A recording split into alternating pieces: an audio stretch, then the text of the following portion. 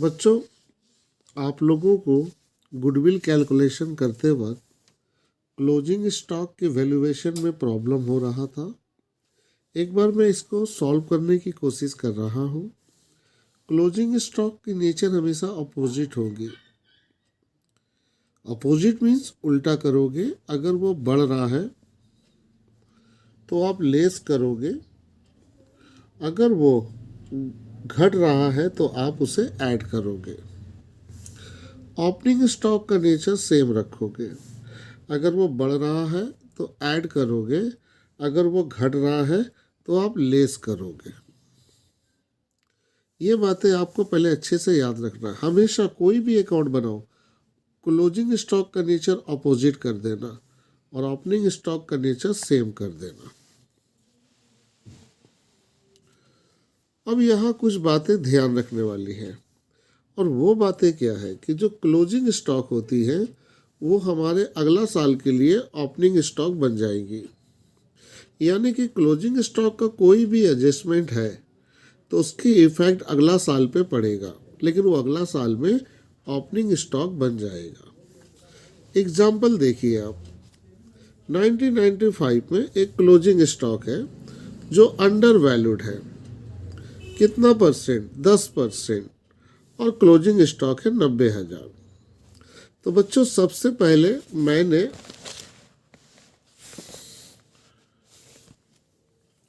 Stock under valued निकाला 90,000। 10/90 10/90 का है। अब थोड़ा ध्यान से देखिए, स्टॉक 10% अगर घट गया है तो आपकी स्टॉक की लेवल है 90, तो 10/90 किया 10,000 आया।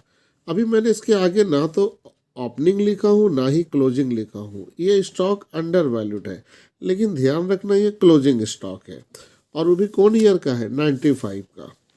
अब थोड़ी सी ध्यान दीजिए। देखिए, मैंने इसे क्या किया है आपको समझाने के लिए, मैंने इसको दो पार्ट में बदल दिया। 10,000 की ये 95 में क्लोजिंग स्टॉक है, और यही 96 के लिए क्या बन जाएगा? Opening stock. तो यहाँ क्लोजिंग स्टॉक 10,000 अंडर वैल्यूड है। दूसरे शब्दों में कहोगे यही ओपनिंग स्टॉक बन जाएगा, और ये भी क्या होगा? Under valued. यही 10,000 इफेक्ट डालना है 96 में। यहाँ ये क्लोजिंग स्टॉक बोल के डाल रहा, और ये अगला साल में ओपनिंग स्टॉक में डाल दे रहा है इफेक्ट। क्लियर है? अब चलिए हम आपको सवाल की तरफ लेके चलते हैं। मैंने लिखा है फाइंड गुडविल। मैंने लिखा कि आप गुडविल निकालिए। परचेज ईयर है 4, 10, 11, 12, 13 और 14। ये हमारी प्रॉफिट दी हुई है, और ये हमारी एडजस्टमेंट है। बच्चों, एडजस्टमेंट को लेकर तो आपकी नॉलेज क्लियर कर चुका हूँ। ये अब नॉर्मल लॉस है, तो गुडविल में ये नेगेटिव इफेक्ट डालता है, तो अपोजिट होगा, लॉस लेस होता है। आप इसको प्लस करोगे 2010 वाले के साथ। Non recurring income, non recurring, recurring मतलब रोज होना, और नॉन मतलब रोज नहीं होना।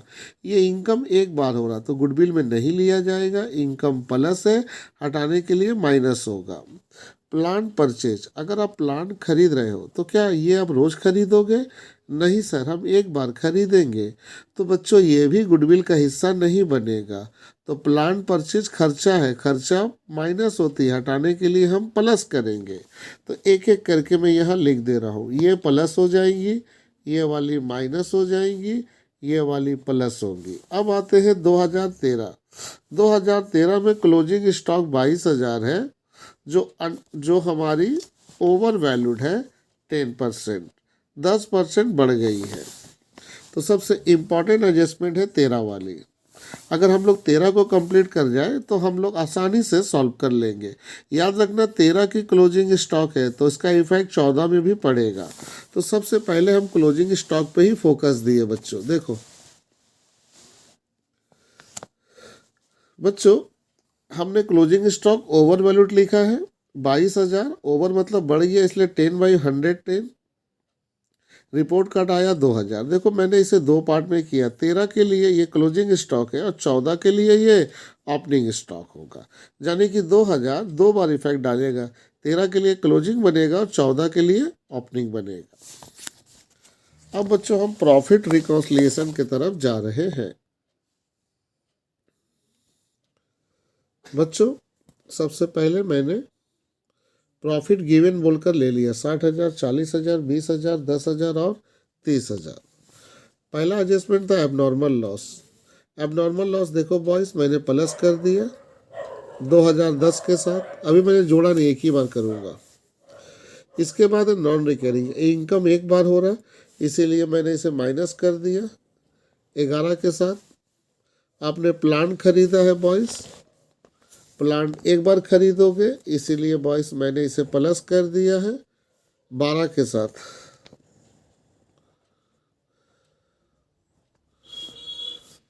अब बच्चों थोड़ा सा ध्यान दो, वेरी इंपॉर्टेंस। बच्चों हमारी क्लोजिंग स्टॉक की नेचर उल्टी होती है, ये ओवर वैल्यूड है, ये बढ़ गया है तो आप इसको लेस करोगे। तो ध्यान से रखो, ये 2013 में बढ़ गया था, इसलिए 2013 में मैंने इसे माइनस कर दिया। और यही वाला क्लोजिंग स्टॉक जो ओवर वैल्यूड है नेक्स्ट ईयर के लिए ओपनिंग होगा। तो बच्चों ओवर वैल्यूड ओपनिंग स्टॉक की बात करेंगे तो नेचर सेम होता है, ओवर है बड़ा है तो ऐड कर देंगे। तो देखो मैंने ऐड कर दिया। अब हम लोग रिपोर्ट कार्ड निकाले बॉयस।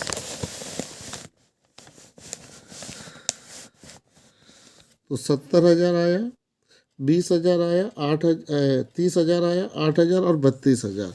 इसके बाद बच्चों आपको याद होगा कि हम लोग एवरेज प्रॉफिट निकाल लेंगे। 70,000, 20,000, 30,000, 8,000, 32,000, 1, 2, 3, 4, 5, पाँचों को जोड़ के 5 से डिवाइड कर दिए तो 32,000 एवरेज प्रॉफिट आया। फिर बच्चों गुडविल का फार्मूला लगाकर मैंने गुडविल निकाल लिया। तो आई होप बच्चों आपने इसे क्लियर कर लिया होगा कि क्लोजिंग स्टॉक का 2 इफेक्ट पड़ेगा। तो बच्चों आज की जो टॉपिक होंगी बच्चों, अब हम लोग की लास्ट मेथड है गुडविल की कैपिटलाइजेशन मेथड। कैपिटलाइजेशन मेथड के 2 पार्ट है, 1 और 2। एक है कैपिटलाइजेशन ऑफ एवरेज प्रॉफिट और एक है capitalisation of super profit.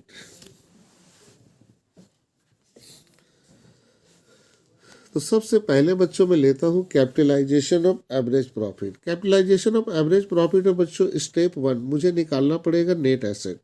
Net asset को हम लोग कहते हैं ट्रेडिंग टैंजिबल कैपिटल एम्प्लॉयड, यानी कि नेट एसेट को हम लोग कैपिटल एम्प्लॉयड भी कहते हैं। कैपिटल एम्प्लॉयड कैसे निकालेंगे? Fix asset plus current asset minus current liabilities. तो बच्चों याद रखना, हम लोग नेट एसेट को कैपिटल एम्प्लॉयड बोलते हैं, fix asset plus current asset minus current liabilities. बच्चों अब यहाँ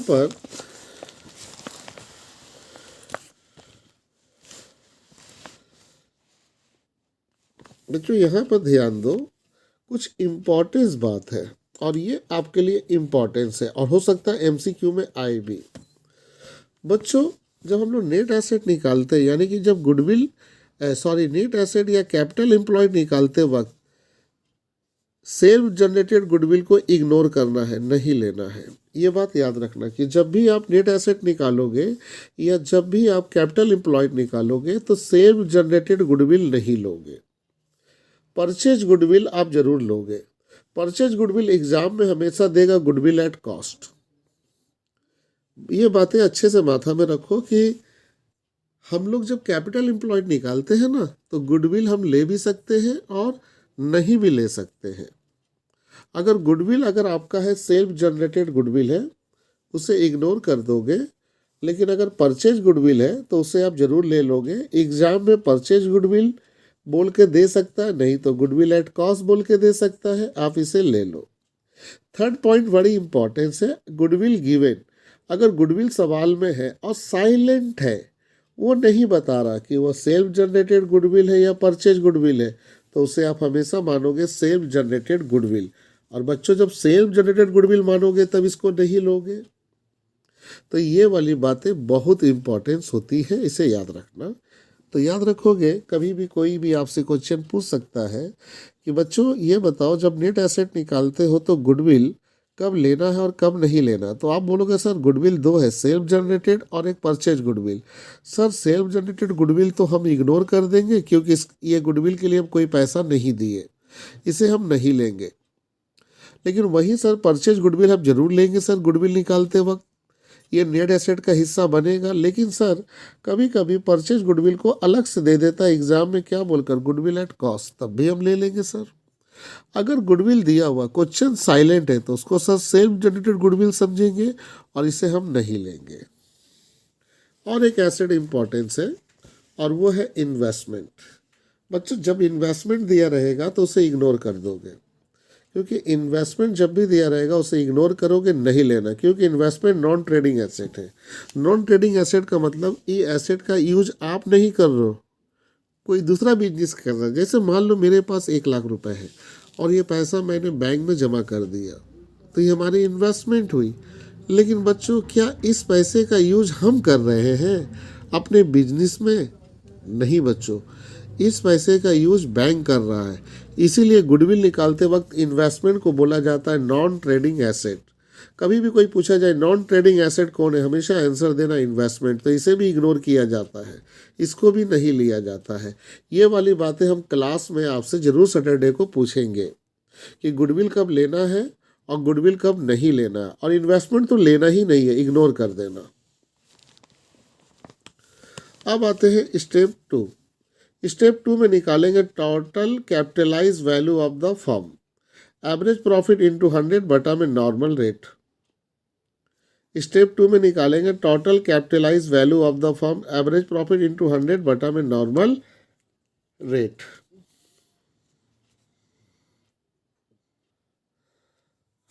और स्टेप 3 में बेटा गुडविल निकाल लेना। गुडविल स्टेप 3 में गुडविल निकाल लेना। गुडविल बराबर होगा capitalise value of the profit minus net asset, यानी कि कैपिटलाइज वैल्यू को माइनस कर दो नेट एसेट। नेट एसेट मतलब capital employed. B number method है बच्चों capitalisation of super profit method. बच्चों इसमें भी हम लोग वही लेंगे, नेट एसेट निकालेंगे, fix asset plus current asset minus current liabilities. लेकिन बच्चों यहाँ ध्यान रखना, fix asset plus current asset minus current liabilities. Fix asset danger है, गुडविल कब लेना है नहीं लेना मैंने डिस्कस किया, और इन्वेस्टमेंट नहीं लेना है। स्टेप 2 में सुपर प्रॉफिट कैसे निकालोगे, आपको मालूम है, एवरेज प्रॉफिट में से माइनस करोगे नॉर्मल प्रॉफिट, तो आपका जाकर आ जाएगा सुपर प्रॉफिट। जैसे सुपर प्रॉफिट आएगा स्टेप 3 यूज करोगे और उसमें गुडविल निकाल दोगे, सुपर प्रॉफिट इंटू 100 बटा में normal rate of return. Second सवाल है बच्चों, फाइंड द गुडविल। दो मेथड से निकालना है, कैपिटलाइजेशन और 4 ईयर सुपर प्रॉफिट मेथड, यानी कि 4 ईयर परचेज दिया हुआ, ये 4 ईयर परचेज मेथड है। तो यहाँ आपको जो गुडविल निकालना है बच्चों वो कैपिटलाइजेशन पे निकालना है और 4 year purchase of super profit method. आपके सामने बच्चों प्रॉफिट दिया हुआ 10, 11, 12, 13 और 14 का। अब बच्चों ध्यान दो, अब बच्चों इसमें ध्यान दो तुम, फिक्स एसेट है 50,000, गुडविल है 10,000, इन्वेस्टमेंट है 20,000, करंट एसेट है 80,000, करंट लायबिलिटी है 30,000, नॉर्मल रिटर्न है 10%। तो स्टेप 1 सबसे पहले हम लोग नेट एसेट निकालेंगे।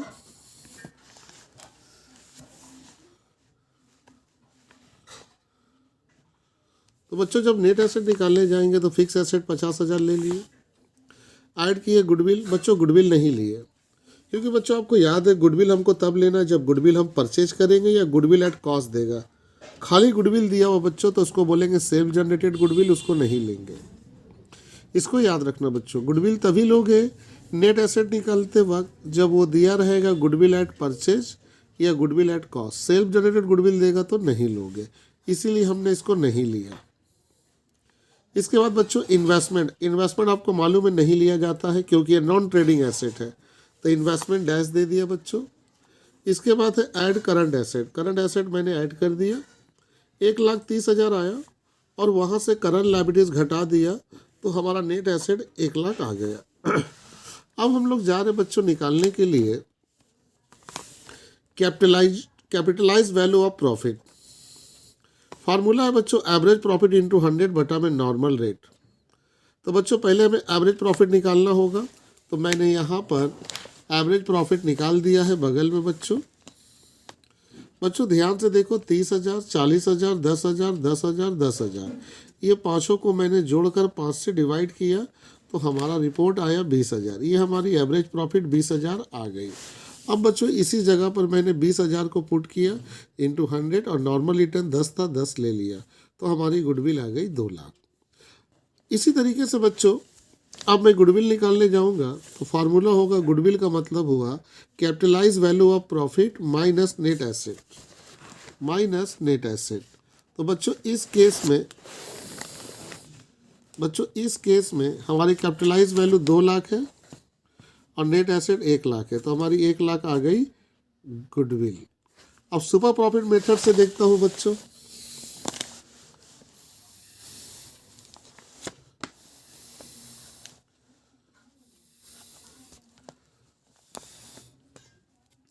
सुपर प्रॉफिट मेथड में पहले हमें निकालना होगा सुपर प्रॉफिट। एवरेज प्रॉफिट ले लिया। नॉर्मल प्रॉफिट कैसे निकालता हूँ, हमारी जो नेट एसेट है उसके ऊपर 10% निकाला, 10,000 माइनस किया तो 10,000 आई। उसके बाद फार्मूला क्या है बच्चों, गुडविल बराबर सुपर प्रॉफिट इंटू 100 बटा में नॉर्मल रेट। तो बच्चों सुपर प्रॉफिट लिया इंटू 100 बटा में 10, तो हमारी 1 लाख आ गई। इसके बाद बच्चों हमारे सामने था 4 ईयर परचेज।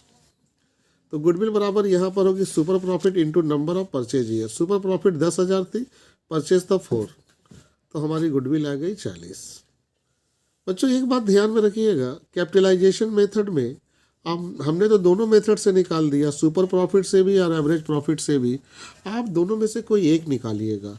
अगर एग्जाम में बोल दिया कैपिटलाइजेशन ऑफ एवरेज प्रॉफिट, तब एवरेज वाला लीजिएगा। तो बच्चों आई होप आप इसे समझ गए। अब इसको अच्छा से नोट कर लेना। मैं क्लास में हो सकता है इस पे सवाल आपको दूँ बनाने के लिए।